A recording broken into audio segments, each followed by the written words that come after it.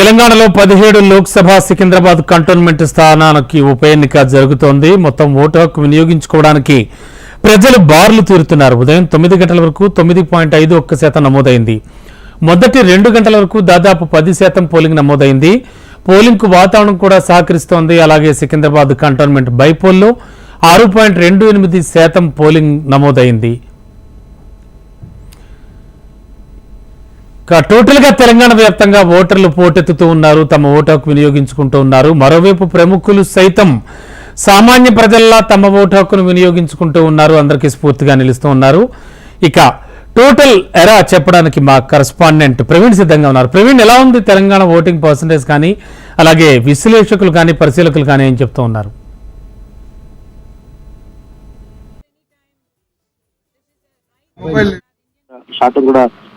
Polling మాత్రం నమోదైందని చెప్పుకోవచ్చు. అత్యధికంగా అంటే ఆదిలాబాద్ లో 13.22, భువనగిరి 10.54, చేవెళ్ళ 8.29.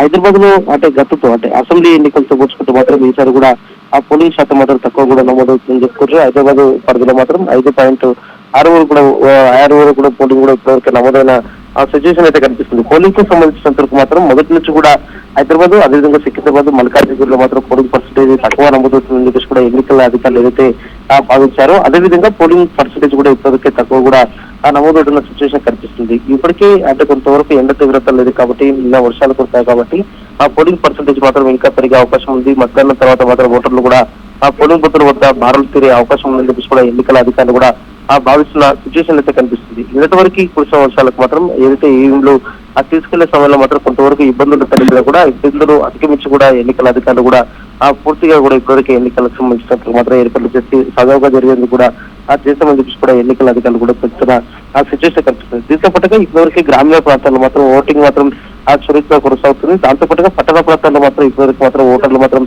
కొన్ని చోట్ల బారులు తీరారు, ఇంకా కూడా బారులు తీరాల్సి ఉంది. సాయంత్రం వరకు మాత్రం ఎంత పోలింగ్ నమోదవుతుంది అనే దానిపై కూడా ఒక ఆసక్తి అయితే రైతున్న సిచ్యువేషన్ కనిపిస్తుంది. గత అసెంబ్లీ ఎన్నికలతో పోల్చుకుంటే మాత్రం ఈసారి కూడా అంటే సికింద్రాబాద్ పార్లమెంట్ కాన్స్టిట్యూన్సీ పరిధి కావచ్చు, అదేవిధంగా హైదరాబాద్ కాన్స్టిట్యూన్సీ పరిధి, అదేవిధంగా మల్కాజ్గిరిలో మాత్రం ఓటర్లు మాత్రం ఇప్పటివరకు ఆ పోలింగ్ బూత్లకు మాత్రం చేరుకునే సిచ్యువేషన్ కనిపిస్తుంది. మధ్యాహ్నం తర్వాత ఆ పోలింగ్ బూత్లకు చేరుకుని ఎంతవరకు కూడా ఆ ఓటు హక్కు నమోదు చేసుకుంటారు అనే దానిపై కూడా ఒక క్లారిటీ అయితే రావాల్సి ఉంది. ఇప్పటికైతే కొన్ని చోట్ల మాత్రం ఈవీఎంలు మొరాయించాయి, ఈవీఎంలు మొరాయించబట్టిన వాటి కూడా వేరే ఈవీఎంలు కూడా ప్లేస్ లో మాత్రం అమర్చామని చెప్పేసి కూడా ఎన్నికల అధికారులు కూడా తెలుస్తున్న నేపథ్యంలో మాత్రం ఇంకా ఎన్నికలకు సంబంధించిన మాత్రం ఇప్పటివరకు దాదాపు పోలింగ్ ప్రారంభం కూడా 3 గంటలు అవుతుంది కాబట్టి ఇప్పటివరకు దాదాపు 14% వరకు మాత్రం పోలింగ్ నమోదై ఉంటుందని చెప్పేసి కూడా ఎన్నికల అధికారులు కూడా తెలుస్తున్నారు. కాబట్టి సాయంత్రం వరకు మాత్రం పూర్తిగా పోలింగ్ కి సంబంధించిన ఎంత నమోదు అయిపోతుంది, గత ఎన్నికలతో పోల్చుకుంటే మాత్రం తెలంగాణ పార్లమెంట్ లో ఎంత ఓటర్లు మాత్రం ఆసక్తి చూపబోతున్నారు అనే దానిపైన కూడా ఒక క్లారిటీ వచ్చే అవకాశం ఉంది. రమణబాబు,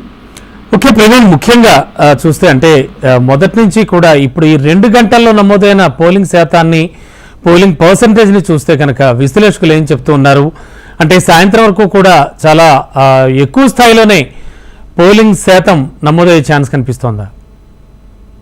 అంటే ఇప్పటికే విశ్లేషకులు చెప్పే ప్రకారం కావచ్చు, అదేవిధంగా ఎన్నికల అధికారులు చెప్పే ప్రకారం కావచ్చు, ప్రతి ఒక్కరు కూడా ఓటు హక్కు వినియోగించుకోవాలి, తమ హక్కు కాబట్టి ప్రతి ఒక్కరు వినియోగించుకోవడానికి పోలింగ్ బూత్లకు వెళ్ళాలని చెప్పేసి కూడా సూచనలు చేస్తున్నారు. ఇదే విధంగా ఆదిలాబాద్ తో పాటు కొన్ని జిల్లాల్లో మాత్రం ఇవాళ ఉదయం వరకు కూడా వర్షాలు భారీగా కురిశాయి కాబట్టి ఆయా ప్రాంతాల మొత్తం ప్రజలందరూ కూడా అంటే అక్కడ ఉన్న వరి ధాన్యం కావచ్చు, వారి పంట పొలాలకు వెళ్ళడం ద్వారా మాత్రం కొంతవరకు ఆలస్యం అవుతుంది పోలింగ్ అనే దానిపైన కూడా ఒక క్లారిటీ ఇస్తున్నారు. ఇలాంటి సిచ్యువేషన్ మాత్రం మధ్యాహ్నం తర్వాత మాత్రం పోలింగ్ పర్సెంటేజ్ కూడా భారీగా పెరిగే అవకాశం ఉందని చెప్పి కూడా అంచనాలు వేస్తున్నారు. నేపథ్యంలో మాత్రం ఎంతవరకు ఆ పోలింగ్ పర్సెంటేజ్ పెరగబోతుంది, అసెంబ్లీ ఎన్నికలతో పోల్చుకుంటే మాత్రం ఈసారి పార్లమెంట్ ఎన్నికల్లో ఆ పోలింగ్ పర్సెంటేజ్ ఏమైనా పెరుగుతుందా లేదా అనే దానిపైన కూడా ఒక క్లారిటీ అయితే రావాల్సి ఉందని చెప్పుకోవచ్చు. మధ్యాహ్నం తర్వాత మాత్రం ఓటర్లు మాత్రం ఆ పోలింగ్ బూత్ల వరకు భారీగా చేరుకునే అవకాశాలు కనిపిస్తున్నాయని చెప్పి కూడా ఇప్పటివరకు అధికారులు కూడా భావిస్తున్న సిచ్యువేషన్ అయితే కనిపిస్తుంది. మొదటి నుంచి కూడా పోలింగ్ పర్సెంటేజ్ పెంచడం పైన కూడా ఎన్నికలపై అధికారులు దృష్టి సారించారు. లోకల్గా ఉన్న అధికారులకు కూడా సూచనలు చేశారు. గ్రామాల్లో కూడా ప్రచార కార్యక్రమాలు నిర్వహించాలి, అదేవిధంగా పట్టణాల్లో కూడా ఓటింగ్ లో పాల్గొనే విధంగా కూడా అవగాహన కార్యక్రమాలు కూడా ఏర్పాటు చేయాలని చెప్పేసి కూడా భావించిన ఆ నేపథ్యంలో మాత్రం ఓటింగ్ కి సంబంధించిన మాత్రం భారీగా కూడా ఓటర్లు నమోదు చేసుకోవడానికి మాత్రం ఆ ఎన్నికల అధికారులు ఏ విధంగా అయితే ఆ ప్రచార కార్యక్రమాలు నిర్వహించారో ఇవాళ ఓటింగ్ లో కూడా వాళ్ళందరూ కూడా పాల్గొంటారని చెప్పేసి కూడా భావిస్తున్న సిచ్యువేషన్ అయితే కనిపిస్తుంది. అంటే ప్రవీణ్, అర్బన్ కానీ రూరల్ కానీ రెండింట్లోనూ మనం తేడాలు గమనిస్తే ఎక్కడ ఎక్కువ శాతం నమోదవుతుంది అనుకోవచ్చు? ఇప్పటికైతే గ్రామీణ ప్రాంతాల్లో మాత్రం ఓటర్లు మాత్రం ఓటు హక్కు వినియోగించుకోవడానికి మాత్రం బార్లు తిరుగుతున్నారు. కానీ కొన్ని ప్లేసెస్ ఎక్కడైతే వర్షం ఎక్కువ వచ్చిందో ఆ ప్రాంతాల్లో మాత్రం ఇంకా ఓటు వేయడానికి మాత్రం ఇంకా రాని సిచ్యువేషన్ కనిపిస్తుంది.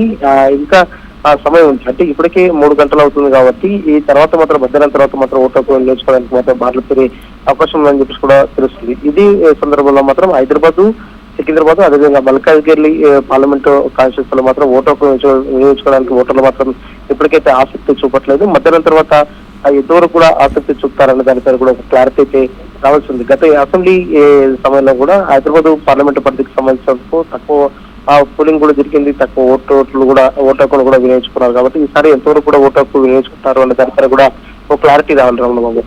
Okay, thank you Praveen.